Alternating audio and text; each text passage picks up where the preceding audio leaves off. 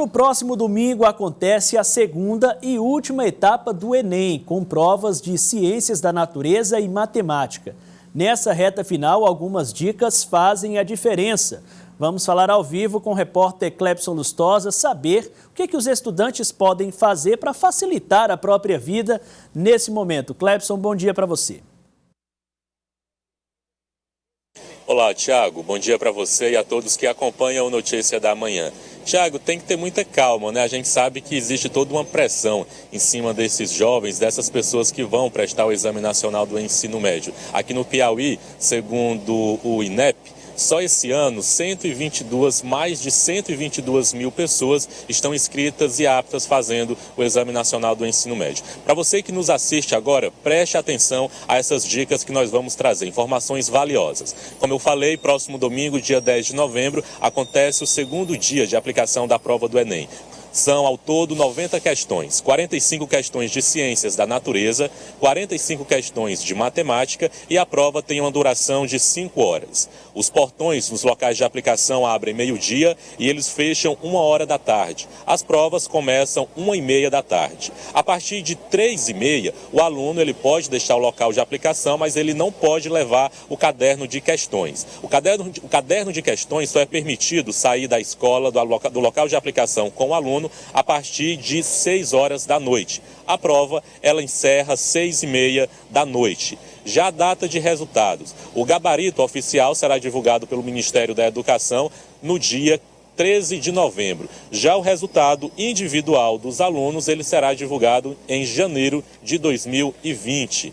Tiago, a gente continua falando sobre o Exame Nacional do Ensino Médio, agora falando com um especialista de uma das disciplinas mais temidas dentro do Enem, que é a matemática, e próximo domingo os alunos vão fazer aí 45 questões de matemática. Aqui ao meu lado eu estou com o professor Wagner Filho, professor de matemática. Professor, explica pra gente a matemática, como é que o aluno pode ficar calmo, mesmo diante de tantos cálculos, para no final ter um bom resultado dentro do Enem? Bom dia. Bom dia a todos. A prova de matemática ela sempre teve as mesmas competências, as mesmas habilidades. A prova não muda muito, né? Então o aluno que bem preparado, que fez outros Enems, ele com certeza sabe mais ou menos o que cai na prova, né? Então, por exemplo, na matemática nós temos sempre assuntos que caem bastante, como por exemplo, geometria. É um assunto grande, mas geometria é com certeza a competência que mais cai na prova de matemática. Mas tem estatística, a prova de regra de 3, que são questões que são muito fáceis de ser contextualizadas, que é o que o Enem foca mais. A gente sabe também que o tempo é muito importante. A gente sabe que são 5 horas de prova, mas são 90 questões, às vezes questões com enunciados muito longos. Como é que o aluno pode controlar esse tempo? Na verdade, o aluno ele tem que ter uma média, mas a gente fala como uma média, né, de 3 minutos para cada questão. E o próprio INEP, na primeira vez que teve matemática e natureza, ele viu que não deu tempo. Então aumentou mais meia hora de prova. Então ele tem mais essa meia hora. Para quê? O aluno tem que entender também que no Enem ele tem o TRI. Então o TRI, que é a teoria de relação ao item, né, de resposta ao item, ele não pode errar a questão fácil. Então a primeira coisa que ele tem que fazer na prova como um todo é fazer as questões mais fáceis, aquela questão que às vezes numa boa leitura você já sabe qual é a resposta da questão.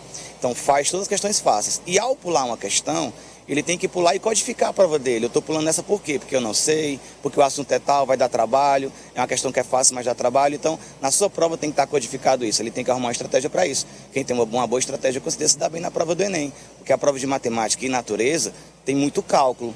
Então, ele tem que fazer primeiro as questões que sejam mais fáceis, mas tem muita questão que, na boa leitura, você resolve. Ou você elimina alguns itens, letra A não pode, letra B não pode, e você vai riscando isso na prova, para que quando você voltar pela teoria, pelo TRI, ele não dá o direito do aluno a chutar. Se você chutar questões, ele vai entender que se eu acertar uma questão difícil e errar uma questão fácil, é porque eu chutei e a minha nota vai lá para baixo. Então eu tenho a obrigação de ler a prova toda. São 90 questões e muitas vezes as mais fáceis são as últimas. Ele tem que ler a prova toda. Professor, geralmente quais são os principais erros que os alunos acabam cometendo nesse segundo dia de Enem? O principal erro é exatamente o tempo. Muitas vezes o aluno não consegue fazer a prova toda. Ele não consegue ler a última questão, que é uma questão muito fácil.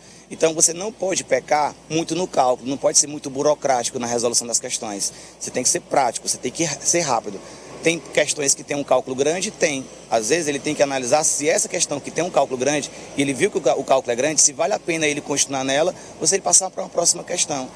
a logística do tempo ela é muito importante. E esse fator psicológico, né, esse emocional, não adianta o aluno estar bem preparado só intelectualmente, né? Ele tem que ter um emocional muito forte. Por isso chegar cedo na prova, né? Levar todo o material. Esse ano tem um fator que é de fundamental importância a ser analisado, que é se o candidato levar um item que tocar, ele já é eliminado, coisa que não era antes. Nós tivemos um índice de abstenção muito grande em relação a esse ano, que foi o menor. Mais ou menos um em cada 5 pessoas, né, não foram para a prova. E mesmo esses que não foram para o primeiro dia, eles podem ir para o segundo dia para agora fazer a prova também, a prova de matemática, como a prova de natureza, que é uma prova longa, mas é uma prova muito boa. A prova do Enem é uma prova muito justa. Obrigado, professor, pelas informações. Um ótimo final de semana para o senhor. Nós conversamos com o professor Wagner Filho, professor de matemática, Tiago, trazendo informações para a gente, informações e dicas preciosas para quem quer se dar bem no Enem no próximo domingo.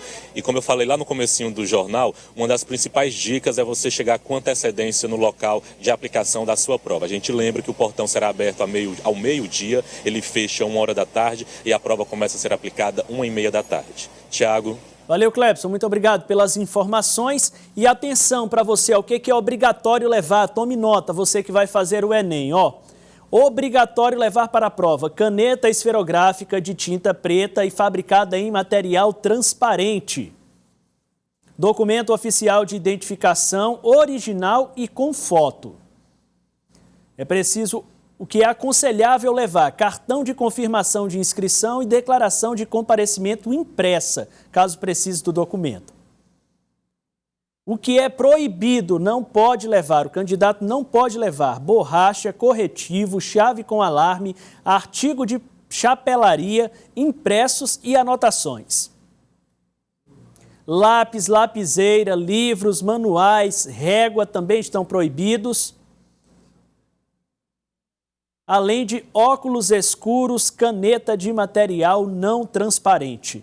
Essas informações são do MEC, Ministério da Educação. Proibido também dispositivo eletrônico, calculadora, agenda eletrônica, telefone celular, smartphone, tablet, não pode.